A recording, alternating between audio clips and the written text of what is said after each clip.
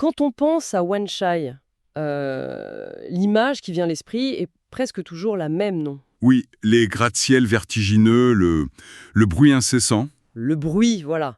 Le bruit des trams, la foule qui ne s'arrête jamais, c'est l'un des cœurs battants de Hong Kong. C'est sûr. Mais la dernière fois que j'y étais, j'étais coincé dans le trafic et j'ai levé les yeux et j'ai vu, pris en sandwich entre deux tours de verre, un vieil immeuble. Mhm. Et je me suis dit que ce quartier, ce n'est pas une seule histoire, c'est une superposition d'histoires, un vrai millefeuille urbain. C'est une excellente image de millefeuille. Et c'est précisément ce qu'on va essayer de faire aujourd'hui, explorer un peu les récits cachés de Wan Chai. Mhm. On a une série de documents, de notes qui vont nous aider à gratter un peu ce vernis de la modernité. C'est ça. Notre mission, c'est un peu de déchiffrer les fantômes du paysage urbain.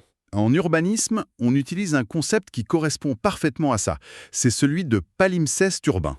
Un palimpseste. Oui, c'est comme un vieux parchemin. On écrivait un texte, puis on grattait l'encre pour écrire par-dessus. Mais si on regarde bien, on voit encore les traces du texte effacé. D'accord. Wan Chai, c'est exactement ça. Une ville construite sur d'anciennes baies, sur des champs de bataille. Notre exploration, ça va être de lire ces textes effacés sous l'encre de la modernité. Bon, alors allons-y. Je voudrais commencer par un truc qui m'a toujours paru complètement absurde. Le temple de Hung Shing sur Queen's Road East. Ah, un très bon point de départ. C'est un temple qui est dédié à un dieu de la mer, sauf qu'il est à des centaines de mètres du port, cerné par un vacarme de voitures. Ça n'a aucun sens. Ça n'a plus aucun sens aujourd'hui, en effet.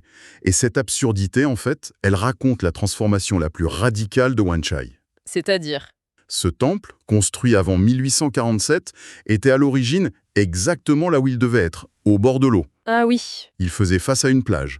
Les pêcheurs venaient y prier avant de prendre la mer. C'était le cœur de la vie maritime. donc la mer arrivait jusque-là. C'est fou à imaginer aujourd'hui. Exactement. Le point de bascule, c'est le grand projet de poldérisation des années 1920. On a gagné des terres sur la mer. Énormément. Hong Kong avait un besoin désespéré de terre plate.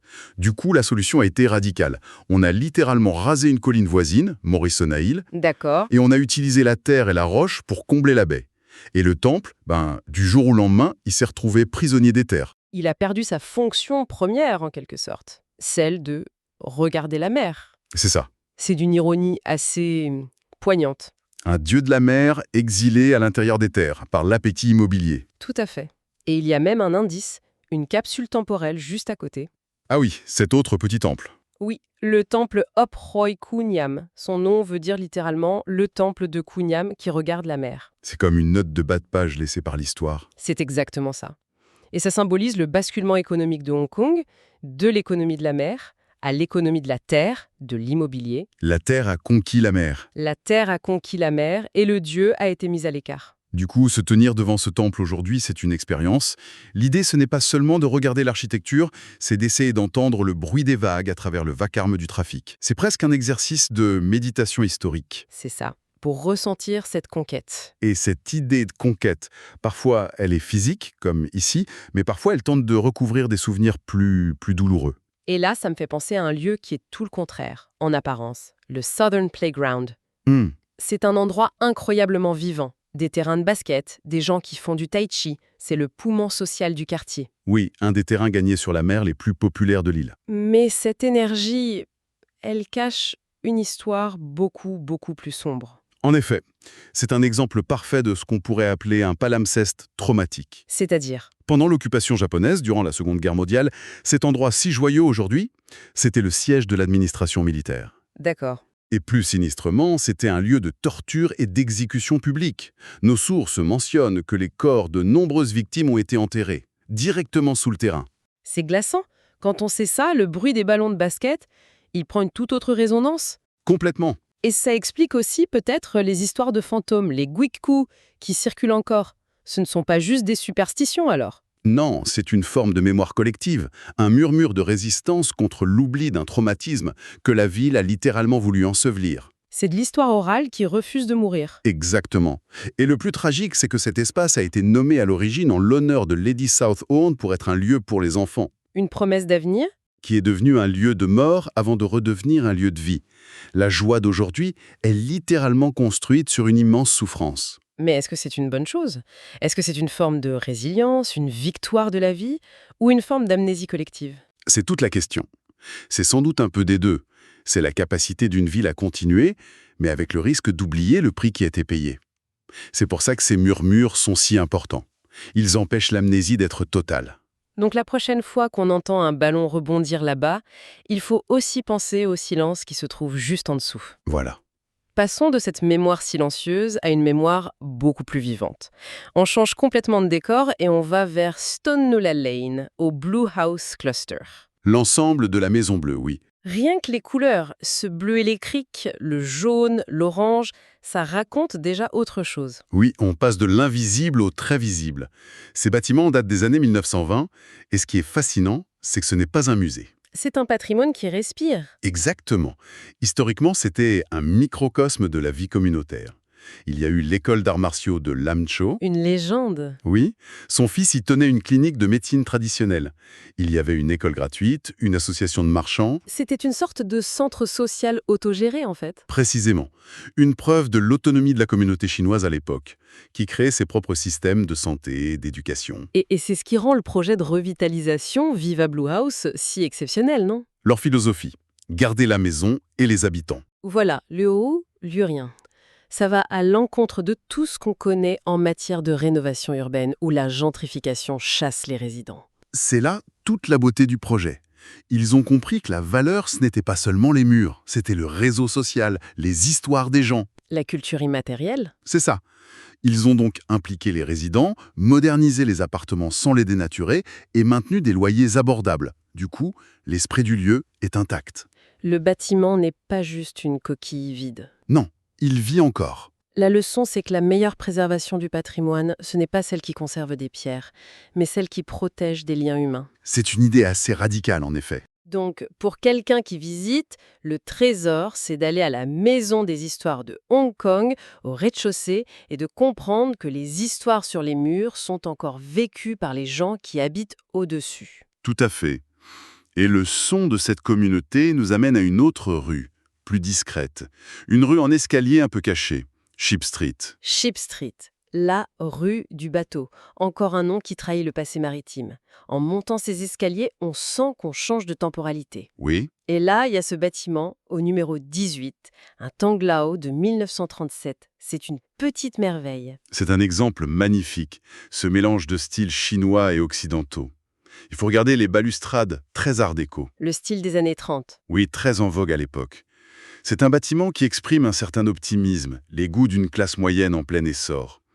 Il abrite aujourd'hui un restaurant privé. Une image d'élégance. Mais l'histoire de Wan Chai n'est jamais aussi simple. Non, jamais. Parce qu'à quelques mètres, en haut de la même rue, il y a Nam Kwu Terrace. Et là, on bascule dans l'horreur. C'est le moins qu'on puisse dire. Un lieu tristement célèbre pour avoir servi de maison de réconfort, un euphémisme terrible pour un bordel militaire par l'armée japonaise. Comment ces deux réalités peuvent coexister à quelques pas l'une de l'autre? C'est l'une des contradictions les plus fortes de Wan Chai. La rue elle-même devient un théâtre de mémoires opposées. C'est presque schizophrénique. En quelques dizaines de mètres, on passe de l'optimisme art déco à la brutalité inhumaine. Ça pose une question sur la fragmentation de la mémoire urbaine. Une même rue peut contenir le meilleur et le pire. Exactement. Les villes ne se souviennent pas de manière uniforme. Du coup, le simple fait de monter ces escaliers, ça devient une expérience. On ne se déplace pas seulement dans l'espace, on traverse des couches de mémoire opposées. On ressent cette tension. Et cette tension, cette superposition de vision, ça nous amène à notre dernier point. Voir Wan Chai à travers les yeux d'un artiste. Louis Chan, ou Chen Fushan, le roi de l'aquarelle.